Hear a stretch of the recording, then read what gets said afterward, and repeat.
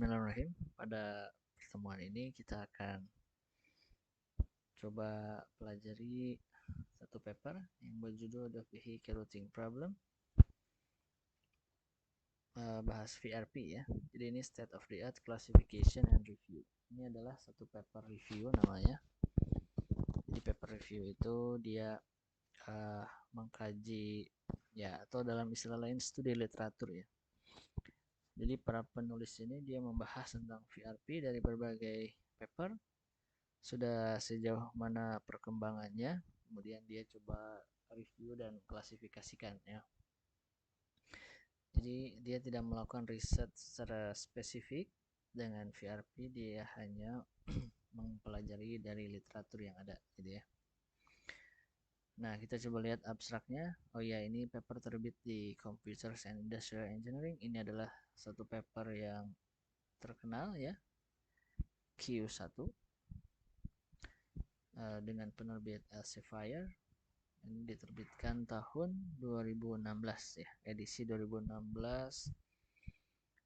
Oke, ini ada catatan sejarah dari paper ini. Oke. Saya akan zoom terlebih dahulu. Oke.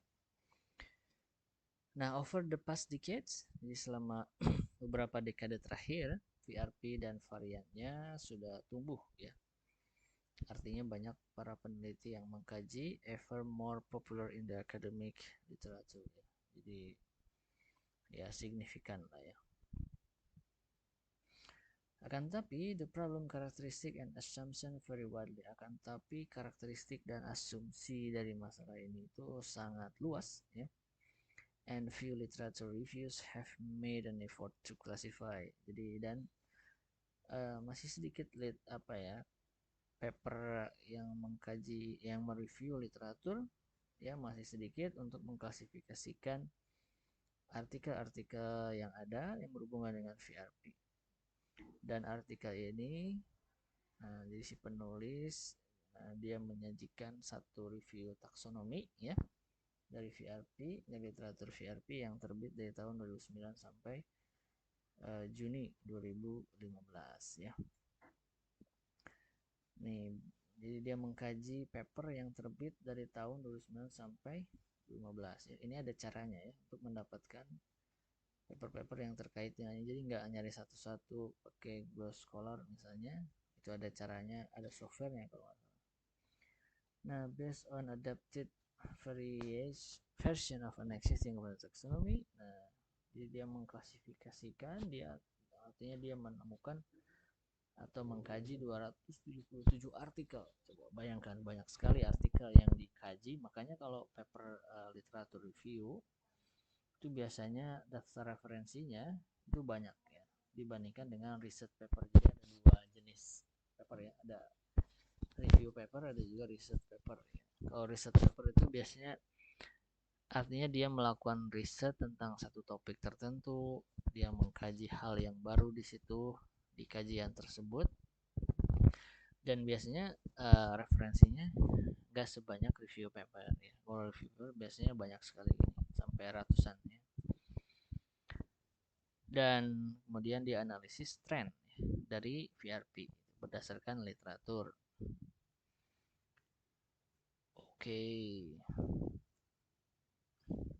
Jadi klasifikasi is the first. Yang pertama klasifikasi sampai to categorize the articles to this level of detail. Ada detail. Oke ya. Nah, jadi kalau bisa sejarah, coba kita lihat pengantarnya. Jadi ini VRP ini pertama kali diusulkan oleh Danzig and Ramsar ya tahun 1959 nih. Were first to introduce the track dispatching problem. Jadi Danzig and Ramsar ini pertama tahun 1959 dia mengusulkan atau memperkenalkan satu masalah track dispatching problem, masalah untuk pengiriman truk ya intinya. Jadi intinya memodelkan how a fleet of homogeneous truck, jadi bagaimana armada truk yang homogen ya. Jadi ada beberapa truk yang homogen itu dari sisi kapasitasnya sama misalnya, kapabilitasnya juga sama ya, dari satu truk dengan truk yang lain. Could serve, dapat melayani permintaan, memenuhi permintaan for oil ya, jadi untuk pengiriman minyak, of a number of gas stations, dari sejumlah pom bensin lah kalau di Indonesia ya, from central hub, dari satu hub sentral. Ini kayak pusatnya ya, pusat distribusi oilnya itu, untuk bahan bakarnya ada di mana, with a minimum travel distance, dengan total jarak atau jarak tempuh yang minimum. Nah, jadi ini sejarah dari VRP ini. Dulu ada yang memperkenalkan truck dispatching problem. Jadi dulu bukan istilah VRP namanya. Jadi truck gitu ya, ceritanya tentang satu masalah yang spesifik. Nah, kemudian 5 years later, 5 tahun kemudian, Clark and White tahun 1964 nih, dia membuat perumuman dari masalah ini menjadi satu masalah optimasi linier ya, that is commonly encountered, yang biasanya ditemukan dalam domain logistik ya, logistik pengiriman barang dan juga transportasi ya. Nah, ini berarti dia memperjelas statement sebelumnya. Jadi, how to serve a set of customer, bagaimana memenuhi atau melayani sejumlah customers geographically dispersed, yang secara geografik itu tersebar around the central depot ya, di sekitar depot sentral. Depot ini pusat dari barang yang mau dikirim ya. Using a fleet of trucks, menggunakan armada trucks. Jadi a fleet of trucks itu maksudnya truknya ada banyak ya, with varying capacities, dengan kapasitas yang berbeda-beda. Jadi kalau tadi Danzig and Ramsar asumsinya homogen, nah kalau Clark and Wright dia mencoba kapasitasnya yang bisa berbeda-beda, karena memang di lapangan dalam kondisi real boleh jadi truk pengiriman itu kapasitasnya beda-beda, ada yang besar ada yang kecil. This became known as the vehicle, dan kemudian masalah ini dikenal dengan nama VRP. Jadi mulai Clark and Wright inilah muncul istilah baru disebut dengan vehicle routing problem. Dan VRP ini adalah one of the most widely studied topics, jadi salah satu topik yang paling banyak dipelajari dalam kajian riset operasi. Nah, current VRP models, however, akan tetapi model VRP yang ada sekarang are immensely different, sangat berbeda dari yang diperkenalkan oleh Danzig and Ramsar dan juga Clark and White ya. Jadi kalau kalian baca atau lihat model-model VRP yang sekarang itu berbeda ya. As they increasingly aim to incorporate real life complexities, karena model-model yang ada sekarang ini itu berusaha untuk mengakomodasi atau menambahkan real life kompleksitas dari kondisi real. Jadi dalam kondisi real itu memang jauh lebih kompleks ya dari model yang sudah dikembangkan, sehingga para peneliti berusaha terus mengamati fenomena di lapangan, di kondisi real, kemudian mencoba menambahkan atau mengakomodasi hal-hal yang baru agar sesuai lah dengan kondisi real. Contohnya apa nih?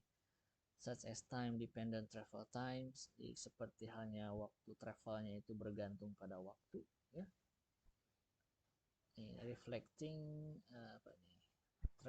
traffic congestion, jadi mempertimbangkan misalnya kemacetan lalu lintas ya. Jadi misalnya kita coba pakai map, misalnya dari kampus 1 ke kampus 2, berapa lama waktu tempuhnya. Kalau jaraknya nggak akan berubah ya, tapi kalau waktu tempuh boleh jadi beda-beda ya. Kalau kita ngecek pagi-pagi misalnya jam 7 kemudian atau jam 8, kemudian kita bandingkan dengan jam 12, kemudian kita bandingkan dengan jam 5 sore misalnya, boleh jadi waktu tempuhnya berbeda gitu. Nah, itu yang dimaksud dengan travel time yang bergantung pada waktu tempuh bergantung pada waktu, maksudnya waktu kapan berangkatnya. Kemudian ada juga mungkin masalah yang ini, time windows for pick up and delivery. Jadi penjemputan dan pengiriman barang, tapi ada time windowsnya, ada jendela waktunya. Artinya tidak bisa kapan saja, tapi ada waktu yang sudah ditentukan. And input information dan juga informasi input ya, misalnya ada demand ya. Jadi setiap customer boleh jadi merequest demand tertentu ya, permintaan tertentu. They change dynamically over time, yang berubah setiap saat ya. Jadi misalnya hari ini pesan berapa, besok bisa berbeda dengan hari ini. Jadi perubahan ya gitulah. Jadi ini tergantung pada kasus ya, nanti harus dibaca papernya. Dan these features bring along substantial complexity, dan feature-feature ini artinya tambahan-tambahan fenomena alam, fenomena real yang tadi itu tentu akan meningkatkan kompleksitas. Jadi biasanya akan nambah constraint-nya ya, dan semakin banyak constraint-nya itu biasanya semakin kompleks ya. Nah, karena masalah VRP ini adalah NP hard ya, masalah NP hard ini menurut ini Lenstra and Renorican tahun 81, maka algoritma eksak itu only efficient for small problem instances. Jadi kan masalah untuk menyelesaikan pemrograman linear itu ada yang dikenal dengan metode eksak atau algoritma eksak, ada juga heuristik ya atau pendekatan gitu. Jadi karena FVRP ini adalah masalah NP hard ini adalah kompleksitas tertinggi ya. Jadi kalau kalian belajar tentang kompleksitas algoritma itu ada yang linear, ada yang kuadratik, ada yang kubik, ada yang logaritmik gitu ya, dan seterusnya. Dan NP hard ini yang paling kompleks ya. Kalau nanti butuh bahasan sendiri ya. Jadi kalau dibaca nanti yang paling kompleks lah. Nah, sehingga algoritma eksak ini hanya efisien untuk masalah kecil, for small problem instance. Jadi untuk masalah kecil bisa didapatkan solusi eksaknya, tapi kalau masalah besar ini sulit ya, karena akan lama sekali untuk mencarinya. Nah, sehingga heuristic and meta heuristic, jadi ada metode pendekatan ya, heuristic and meta heuristics are often more suitable. Itu biasanya atau seringkali cocok for practical application, untuk masalah aplikasi ya, untuk aplikasi di dunia real. Kenapa? Because real life problems are considerably larger, karena masalah di dunia nyata itu lebih besar. Maksudnya ukurannya itu besar-besar. Ini contohnya nih, a company may need to supply thousands of customers. Mungkin ada satu perusahaan yang dia harus mengirimkan barang ke ribuan customer from dozens of depots, dari ya belasan depot misalnya, with numerous vehicles, dengan sejumlah kendaraan, and subject to a variety of constraints, dan dibatasi oleh sejumlah constraint, sejumlah kendala. Dan ini masalah yang real, dan sehingga metode eksak akan kesulitan ya kalau masalahnya terlalu kompleks. Nah, sehingga heuristik dan meta heuristik ini biasanya yang lebih praktikal ya, yang lebih lebih masuk akal lah gitu ya. Jadi kayak itu tuh metode pendekatan gitu. Jadi metode eksak tuh kayak metode ideal, tapi kadang kita harus realistis gitu. Jadi kadang terjadi pertentangan antara sesuatu yang ideal dengan sesuatu yang realistis gitu. Di kondisi idealnya memang pakai algoritma eksak. Kenapa? Karena kita bisa mendapatkan solusi optimalnya. Tapi seiring dengan ukuran masalah yang besar, maka kita akan sulit mendapatkan solusi eksaknya, solusi optimalnya. Sehingga mau tidak mau kita harus punya cara lain yang kemudian disebut dengan metode pendekatan, yang itu tuh mungkin gak dapat solusi optimalnya, tapi ya cukup bagus lah dan bisa dihasilkan dengan waktu yang relatif singkat. Itu yang disebut dengan heuristik dan meta heuristik. Apa itu heuristik dan meta heuristik? Oke, ini nanti butuh sesi lain ya untuk membahasnya. The number of solution method introduced in academic. Nah, ada banyak solusi pendekatan ya atau algoritma yang dikembangkan untuk yang ada dalam literatur ya untuk menyelesaikan banyak masalah VRP ya, dan ini has grown rapidly ya, dan sudah meningkat bertambah dengan cepat ya dalam beberapa dekade terakhir. Moreover, selain itu, the processing speed and memory capacity of current computers has increased exponentially, dan juga kecepatan pemrosesan dan juga kapasitas memori dari komputer yang ada sekarang ini sudah meningkat secara eksponensial, sehingga masalah yang lebih besar dari VRP itu mungkin dilakukan gitu ya, tapi tetap tidak bisa yang terlalu besar juga. Nowadays, VRP software di sekarang ini is being used by thousand companies. Jadi para perusahaan-perusahaan di dunia ini itu untuk mencari masalah dari solusi dari VRP ini pakai software juga ya. Nah, ini di sini is being used by thousand of companies, dari ribuan perusahaan sudah pakai software VRP ya. Contohnya misalnya ada Coca-Cola Enterprise, and Anheuser-Busch dan seterusnya ya. Ini berdasarkan paper.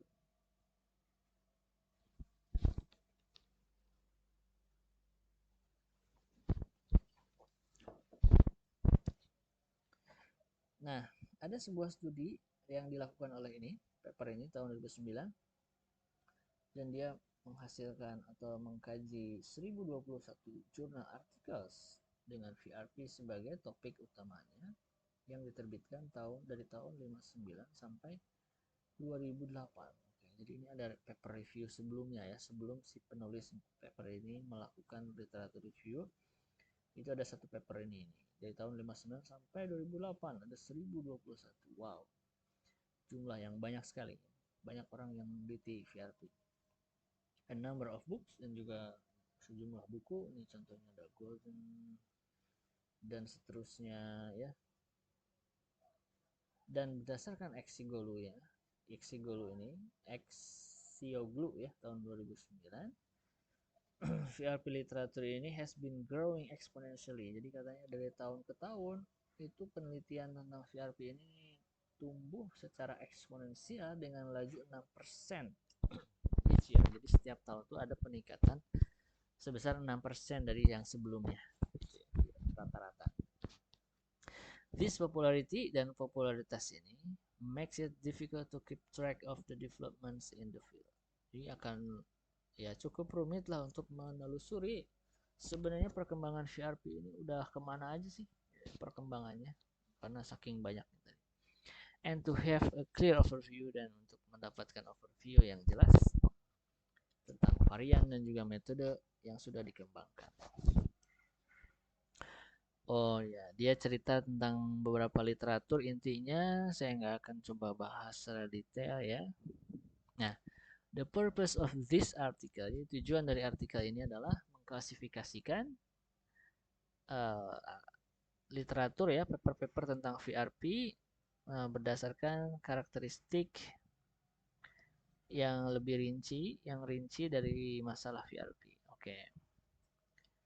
Dan ini berdasarkan paper ini ya, we restrict our analysis to article. Nah, karena Exigolu ini mengkaji paper dari tahun 1958 sampai 2008, jadi si paper ini dia kayak kelanjutannya ya. Dia mengkaji paper dari tahun 2009 sampai 2015 gitu intinya ya. Oke, saya mungkin akan skip beberapa part. Mungkin kita coba lihat terminologi and notation. Nah, the classical VRP, jadi VRP klasik itu disebut juga atau dikenal juga dengan capacitated VRP ya. Artinya VRP di mana kendaraannya itu punya kapasitas ya. Jadi dalam mendistribusikan barang, setiap kendaraan itu punya kapasitas tertentu sehingga mungkin dia tidak bisa memenuhi permintaan dari semua customer atau harus dibagi ke dalam beberapa kendaraan gitu ya. Nah, design optimal delivery routes mendesain rute pengiriman yang optimal, where each vehicle, di mana setiap kendaraan only travels one route, setiap kendaraan hanya menempuh satu rute. Each vehicle has the same characteristics, setiap kendaraan mempunyai karakteristik yang sama, and there is only one central, dan hanya ada satu depot utama, ya, depot pusat. Nah, tujuan dari VRP itu adalah mencari sejumlah rute kendaraan yang paling minimum biayanya. Kenapa ada banyak rutenya? Karena kendaraannya asumsinya ada banyak. Such that each customer, sedemikian sehingga setiap customer itu is visited exactly one by one vehicle, dikunjungi tepat hanya oleh satu kendaraan, dikunjungi hanya sekali oleh tepat satu kendaraan. Each vehicle start and end its route, dan setiap kendaraan itu mulai dan berhenti, menghentikan rutenya pada depot yang sama, dan kapasitas dari kendaraannya tidak dilampaui.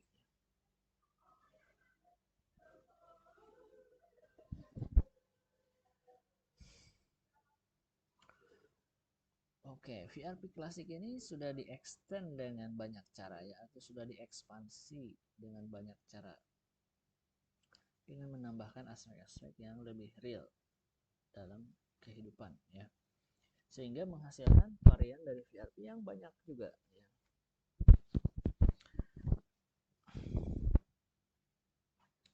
Nah, it is possible to extend this problem by varying capacities. Mungkin salah satu kemungkinan mengextend dari VRP itu adalah mengasumsikan bahwa setiap kendaraan itu punya kapasitas yang berbeda-beda. Varian ini kemudian disebut dengan heterogeneous fleet VRP, ya, HF VRP, atau disebut juga dengan mixed fleet VRP, ya, karena kendaraannya beda-beda. Another popular extension dan ekstensi atau varian populer yang lain itu adalah VRP dengan time windows, ya, di mana di sini pengiriman itu dilakukan atau diberikan pada setiap customer, ya. Di customer itu hanya bisa dikunjungi, dilayani pada waktu tertentu yang di request oleh customer, ya, yang mungkin berbeda untuk customer dengan customer yang lain. Oke, varian yang lain misalnya apa nih? In the VRP with pick up and delivery. Jadi ada VRP pencarian rute kendaraan, tapi di situ ada penjemputan dan juga pengiriman, ya. Goods need to be pick up. Nah, jadi barang-barang ini perlu di pick up dulu, perlu diangkut dulu dari sejumlah lokasi atau dari lokasi tertentu, from a certain location, and drop off, dan menurunkannya at their destination, pada destinasinya. Jadi mungkin kayak GoFood gitu, ya, dia ngambil dulu, pick up dulu untuk dikirimkan ke tujuan tertentu. The pick up and drop off must be done by the same vehicle, dan pick up dan drop off-nya, jadi antar jemputnya ini harus dilakukan oleh kendaraan yang sama, jadi nggak boleh pakai kendaraan yang berbeda. Ini asumsinya, ya. Which is why the pick up location and drop off location must include in the same route, sehingga lokasi dari pick up dan penurunannya harus berada dalam rute yang sama. Nah, ini udah diteliti nih sama Tassan and Gen, ya, tahun 2012. Kalian bisa baca lebih lanjut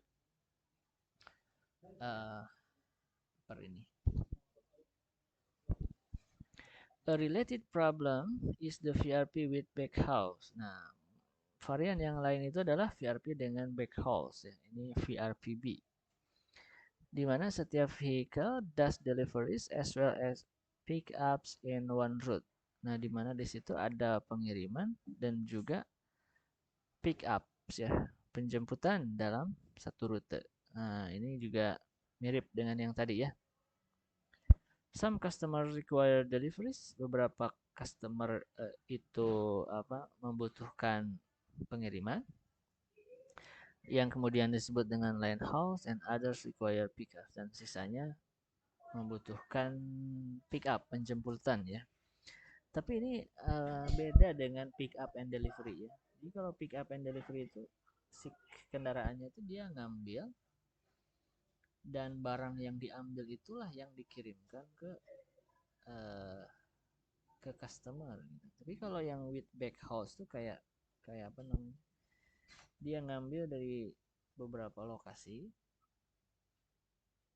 atau gini, dia mengirimkan dulu, misalnya mengirimkan dulu apa namanya, mengirimkan dulu barang yang dia angkut dari depot ke sejumlah customer, nanti pulangnya misalnya dia ngambil barang dari sejumlah lokasi gitu ya. Atau mungkin jasa pengiriman ya, misalnya kayak apa namanya, jasa delivery ya. Jadi di satu sisi dia kan ada tuh jasa pick up ya, apa namanya, jasa pick up itu kan ada ya, artinya barang yang mau diantar itu dijemput di rumah masing-masing, di rumah customer untuk dikirimkan.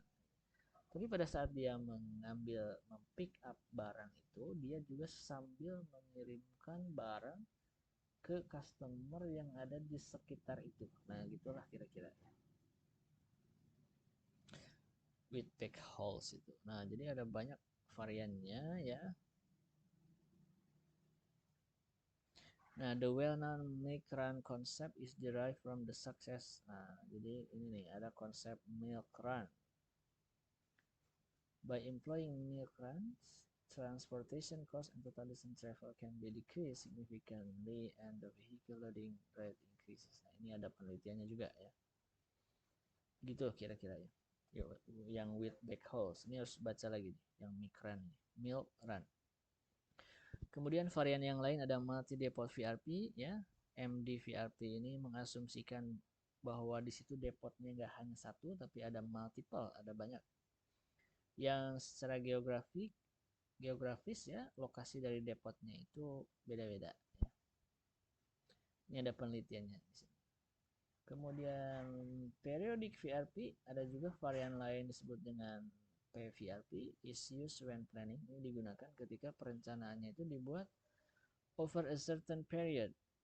Perencanaannya dibuat untuk periode tertentu dan pengiriman ke customer can be made in different days. Ini periodik ya. Jadi perencanaan itu kan ada yang untuk 1 hari gitu ya, ada atau ada juga untuk yang 1 minggu misalnya. Ini disebut dengan periodik. For the PVRP, customer can be visited more than once. Nah, jadi untuk PVRP ini customer bisa dikunjungi lebih dari 1 kali. Though often with limited frequency, tapi tetap seringnya ada frekuensi yang terbatas. Jadi mungkin kayak apa ya? Mungkin saya bisa contohkan tentang tenaga medis ya yang melayani pasien di rumahnya. Kemudian boleh jadi kunjungan tenaga medis ke pasien itu tidak hanya dilakukan sekali tapi beberapa kali dalam waktu yang berbeda atau yang disebut dengan kontrol gitu. Misalnya hari ini datang ke pasien, kemudian 3 hari berikutnya akan datang lagi untuk mengontrol bagaimana perkembangan pasien dalam 3 hari. Nah itu berarti dikunjunginya boleh dari 1 kali.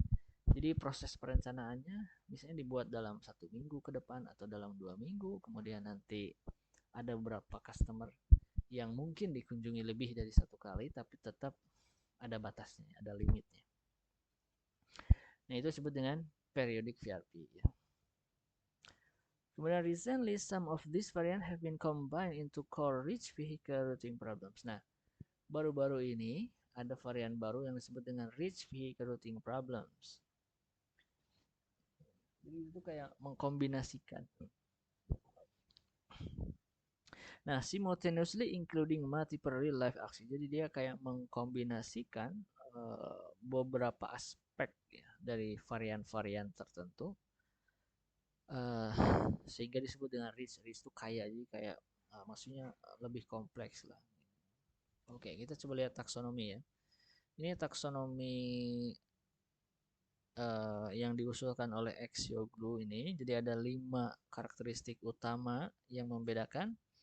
Ada jenis studi, skenario, karakteristik skenario, kemudian karakteristik fisik dari masalah, kemudian karakteristik informasi dan juga karakteristik dari data. Ya.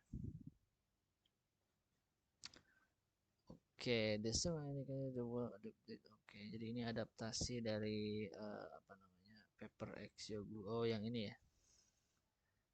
Tabel 1.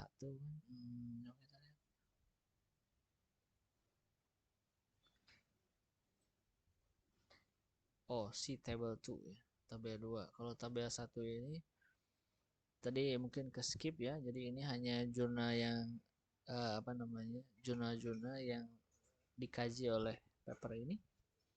Ada transportation research, ada Omega, lihat applied soft computing dan seterusnya. Ada banyak paper dan ini adalah impact factornya nih tahun 2013 ya. Dan seterusnya. Ada berapa banyak artikel yang dipilih dari jurnal tersebut. Ini ada analisisnya ya. Paling banyak nih 65 ya. European Journal of Operation Research, ini memang jurnal terkenal ya. Top ini jurnal ini. Terus ada 62 of Computers and Operation Research. Oke. Oke, gitu ya. Oke, kita lihat tabel 2 dulu kayaknya. Nah, ini adalah tabel 2, lihat taksonomi ya. Ini adalah taksonomi yang diusulkan.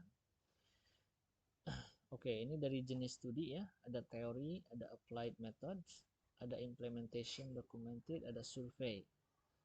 Dari metode aplikasinya itu ada beberapa metode ya. Ada metode eksak, ada heuristik klasik, ada meta heuristik, ada simulasi, ada real time solution methods. Jadi ini kalau kalian baca beberapa paper, mungkin dia ada yang pakai metode eksak, ada yang jadi ini taksonomi ya. Taksonomi itu kayak ya sistematika pembahasan ya dari sejumlah paper itu diklasifikasi atau klasifikasi. Oke, ini gini ya. Ini ada classical heuristic, ada meta heuristic. Kemudian berdasarkan skenario karakteristik, ini ada number of stops and route. Jadi ada sejumlah lokasi penghentian dalam rute ya. Ada yang diketahui, berarti ini disebut dengan deterministik. Ada juga yang partially known atau partially probabilistic. Sebagian diketahui, sebagian tidak, karena di sini ada unsur ketidakpastian misalnya. Ini lebih kompleks ya. Jadi ada deterministik, ada probabilistik ya. Kalau deterministik itu semuanya diasumsikan pasti. Kalau probabilistik kayak mungkin ada ketidakpastian. Dan dalam dunia real kan mungkin tidak semuanya bersifat pasti ya, ada yang tidak pasti. Kemudian ada load splitting constraint, ada constraint untuk pemisahan muatan. Jadi apakah pemisahan ini allow atau enggak ya. Splitting not allow. Splitting ini bentar, ini dijelasin ya. Coba kita lihat sebelum kita bahas ke apa namanya.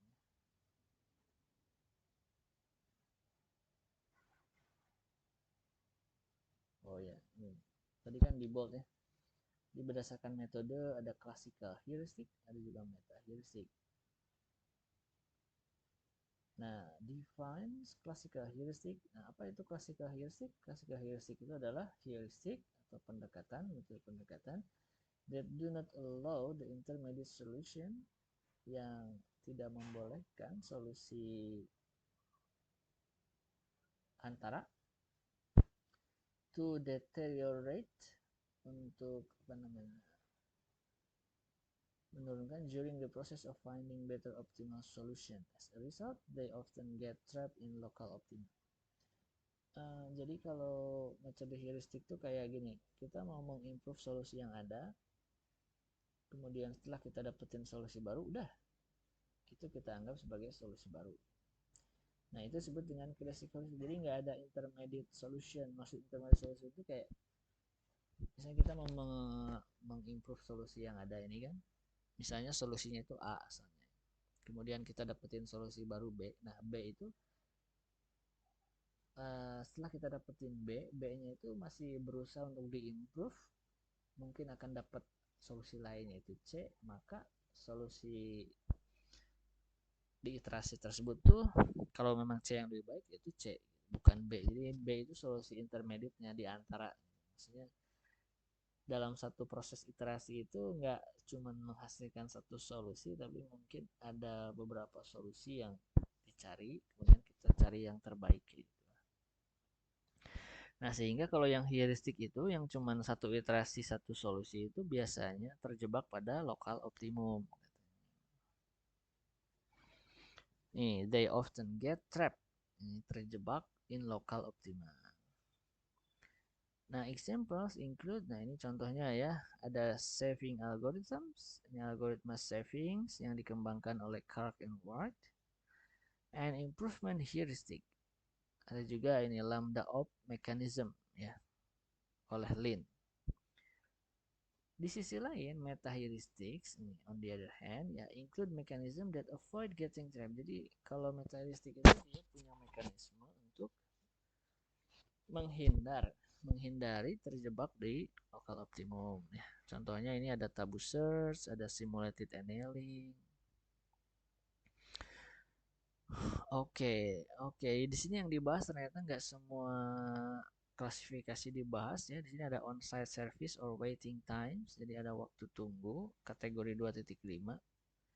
Indicate the exact time a vehicle has to wait at a customer before it can start the service or the amount of time it takes to perform the service ya. Jadi ada waktu tunggunya. On-site service coba kita lihat 25 ya. Tadi kita baru sampai ini ya, number of stops, ada load splitting, jadi pemisahan muatan ya. Kemudian ada customer service demand quantity, kuantitas permintaannya gimana, apakah deterministik.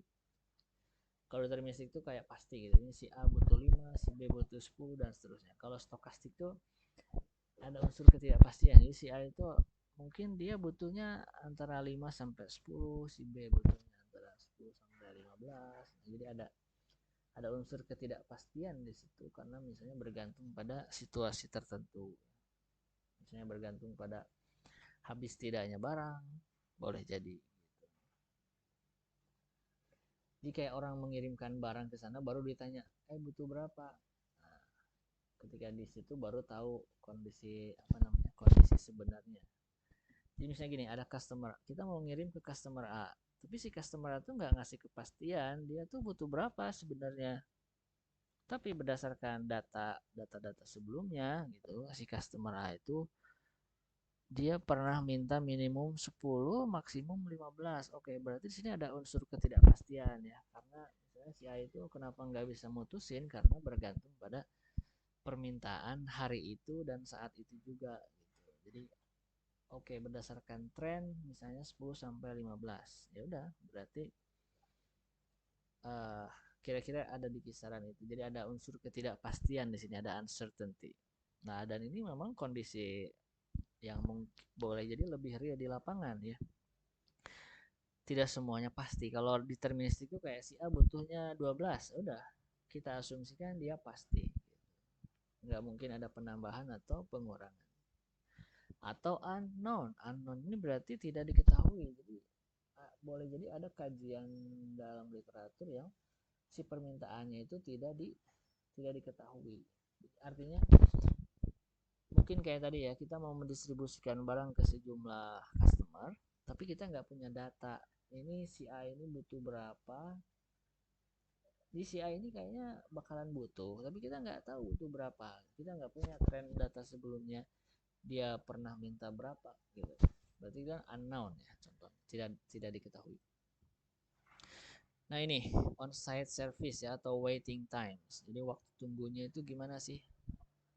Apakah deterministik, pasti, atau dependent, bergantung pada suatu, atau stokastik, tidak pasti, atau unknown. Nah, tadi yang dijelasin itu 2.5 ya. 2.5 nih. Indicate exact time.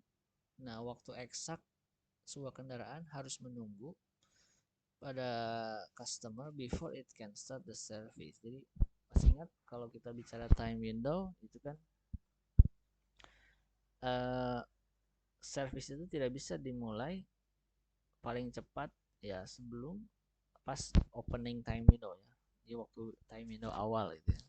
Dalam interval awal. Jadi kalau datang sebelum itu ya dia harus menunggu. Nah, makanya di sini this is particularly relevant when dealing with time. Ini relevan kalau bicara time window. Jadi waktu menunggu itu asumsinya karena ada time window sini, ya kan? Kalau nggak ada time windows ya dia servisnya bisa dilakukan kapan saja. Ini kalau ada time windows tidak bisa kapan saja, harus di antara rentang waktu tertentu. Nah, di sini dia bilang dalam kategori ini si penulis membuat suatu adaptasi dari taksonomi oleh Axioglu ya, by merging two subcategories. Dan menggabungkan dua subkategori, ada time dependent, time dependent and physical type dependent. Ada bergantung pada waktu, ada juga bergantung pada jenis kendaraan. Itu disatu-kategorikan jadi dependent, and the service time can be dependent on many more aspects. Dan waktu layanan bisa bergantung pada banyak aspek seperti banyaknya personel, banyaknya orang, atau kuantitas pengiriman. Oke. Jadi ini klasifikasi, ini ada penjelasannya di sini ya. Oke, tadi kita sampai 2.5, ini waiting times ya. Apakah pasti, bergantung pada suatu, atau tidak pasti, atau tidak diketahui. Kemudian struktur time windows-nya ada yang soft, ada yang strict, ada yang mix of both. Nah, soft time windows itu istilahnya gini. Oke, kita bahas yang strict dulu ya. Yang strict time windows ini yang mungkin pernah kita bahas sebelumnya ya. Jadi kayak setiap customer itu hanya bisa dilayani dalam rentang waktu tertentu. Itu wajib, tidak boleh tidak, gitu ya. Artinya tidak boleh lebih cepat dan tidak boleh lebih lambat. Berarti itu strict. Tapi kalau soft time windows itu kayak gini, misalnya si A dia dilayani jam 10. Terus si kendaraannya datang jam 9.45 misalnya. Nah, dia kan harus nunggu. Nah, 15 menit. Itu kalau strict. Tapi kalau soft time windows tuh oke lah, nggak apa-apa 9.45. Tapi mungkin muncul penalti gitu. Jadi muncul atau ketidakpuasan atau gini deh, lebih mudahnya. Misalnya dia harusnya di servis paling terakhir itu jam 10 dan si kendaraannya datang jam 10 lewat 10. Itu kan telat 10 menit ya kan. Kalau kita pakai yang strict, oh nggak bisa, Anda telat 10 menit. Tapi kalau yang pakai soft itu nanti modelnya sih yang membedakan, ada di modelnya. Ini kayak ada penaltinya gitu. Oke lah, nggak apa-apa telat 10 menit, berarti ini ada penalti sekian. Atau penalti itu kan menunjukkan ketidakpuasan karena dia telat. Ya satisfaction level ya, level kepuasannya yang berbeda karena dia terlambat gitu. Nah itu soft time windows. Jadi kalau time windows itu boleh dilanggar dengan penalti tertentu, itu disebut dengan soft atau mix of both, campuran ya. Jadi mungkin beberapa customer ada yang soft yang boleh dilanggar gitu ya dengan penalti tertentu, ada juga yang strict boleh jadi. Time horizon ini berhubungan dengan waktu planningnya ya. Jadi single period itu maksudnya kayak kita mencari rute optimal untuk hari ini aja, untuk pelayanan hari ini. Atau multi period itu untuk 1 minggu. Jadi kayak dalam 1 bulan, satu minggu ke depan, kita ada 100 customer yang harus dilayani. Nah, di hari pertama ini kita mau ngunjungin kemana aja nih? Mungkin di hari pertama ada 10, hari kedua ada 12, hari ketiga ada 15, dan seterusnya. Itu tergantung pada solusi yang dihasilkan. Itu berarti multi period. Jadi kita merencanakan atau mencari rutenya itu untuk 1 minggu ke depan. Sudah ya, di notes request simultaneous. Jadi pick up dan delivery-nya dalam waktu yang bersamaan, gitu ya.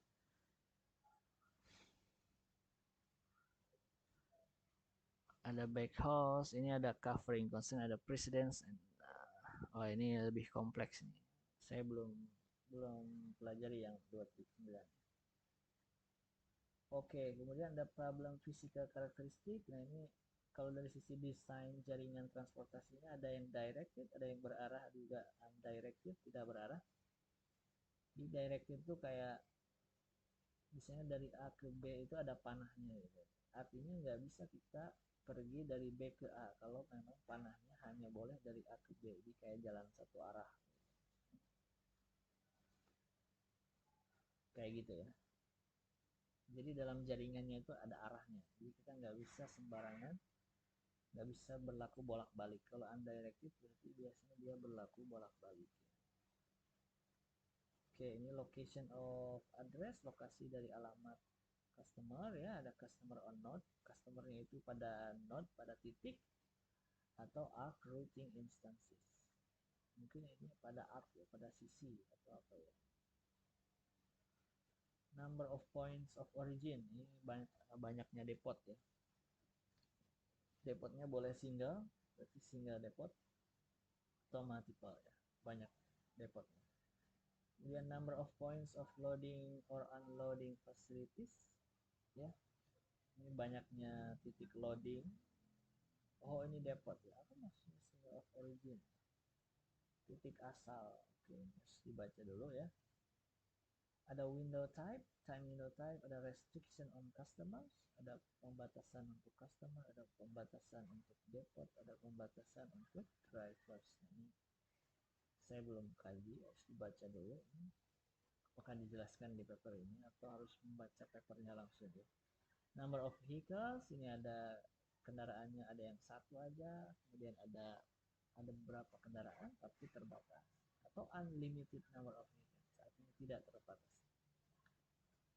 Ini tergantung asumsi ya, jadi asumsinya kendaraannya hanya ada satu atau ada beberapa tapi terbatas atau tidak terbatas.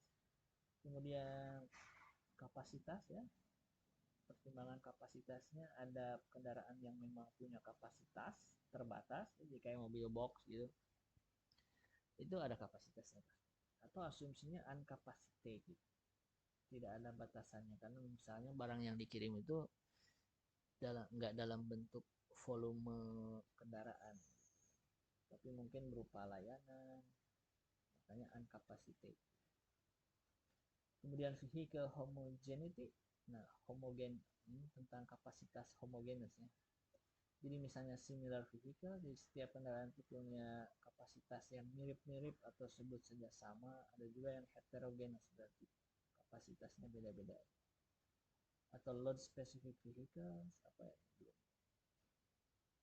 Kemudian ada travel time, waktu tempuh ya, ada yang deterministik, sudah pasti, asumsinya pasti, ada juga yang function dependent atau bergantung pada fungsinya, atau function of current time. Oke, kita bahas lagi. Ada yang stokastik juga nih. Jadi waktu tempuhnya ini stokastik, artinya nggak pasti. Meskipun berangkat di jam 12 misalnya, kadang waktu tempuhnya segini, kadang segini. Berarti itu ada unsur ketidakpastian juga ya. Meskipun berangkat di jam 12 siang. Kan kalau tadi jelas ya, misalnya berangkat pagi, siang, sore itu bisa berbeda waktu tempuhnya ya kan, karena ada jalur, ada jam-jam macet. Tapi meskipun kita cek di jam 12 hari ini dengan jam 12 besok, jarak waktu tempuh antara satu lokasi ke lokasi yang lain itu boleh jadi beda juga. Berarti ada unsur stokastik juga, ada unsur ketidakpastian di situ. Kemudian ada unknown, berarti tidak diketahui. Oke, kemudian objektif nih dari fungsi tujuan ya. Di fungsi tujuan dari VRP itu ada yang bergantung. Apa ini? Ini masih bahas travel time ya. Oh iya, 3.9 travel time. Oke, ini berarti mas objektif nih tujuan apa ini? Distance dependent, bergantung pada waktu tempuh, bergantung pada jarak. Oh, mungkin meminimumkan waktu tempuh, meminimumkan jarak, meminimumkan kendaraan, ya, atau meminimumkan keterlambatan, atau meminimumkan resiko. Fungsi tujuannya bisa beda-beda. Oke, ini kayaknya lebih kompleks. Nah, ini kita coba lihat karakteristik dari datanya ya. Data yang digunakan apakah data real? Data real itu berarti data yang diambil dari dunia real ya. Misalnya perusahaan distribusi gitu ya, CNE misalnya, atau apa namanya, dan seterusnya ya. Kemudian ada data sintetik. Data sintetik ini biasanya pakai bilangan random, bilangan acak, atau penelitian juga bisa menggunakan kedua data ini, data real ataupun data sintetik, dan seterusnya ya. Nah ini kira-kira jadi di paper ini intinya ada begitu banyak varian dari VRP ini yang sudah orang lain kaji ya, dari mulai metode, kemudian dari karakteristik masalah, termasuk sampai metode penyelesaian, sampai datanya juga ternyata beda-beda. Jadi intinya kajian VRP ini banyak yang sudah mengkaji karena mungkin begitu banyak aplikasinya dalam kehidupan, sehingga para peneliti tertarik untuk mengembangkan, mencari metode yang lebih baik gitu ya, untuk menyelesaikan masalah di dunia real. Mungkin video ini kita cukupkan sampai di situ. Jadi di sini hanya ingin memperkenalkan berbagai varian dari VRP yang tentu kalian perlu baca lagi paper-paper yang berkaitan dengan varian-varian ini kalau ingin memperdalam lagi. Ini diperkenalkan supaya nggak kaget nanti pas baca paper, oh ini yang dimaksud dengan varian ini tuh karena dia time windowsnya pakai yang soft misalnya. Oh ini tuh ada unsur stokastiknya, nah, karena udah diperkenalkan di sini ya kan, ternyata ada yang stokastik, ada yang deterministik, ada juga yang stokastik. Jadi supaya tidak kaget pas baca paper karena sudah diperkenalkan berbagai varian dari VRP gitu ya. Baik, terima kasih, semoga bermanfaat. Akhirul kalam, wassalamualaikum warahmatullahi wabarakatuh.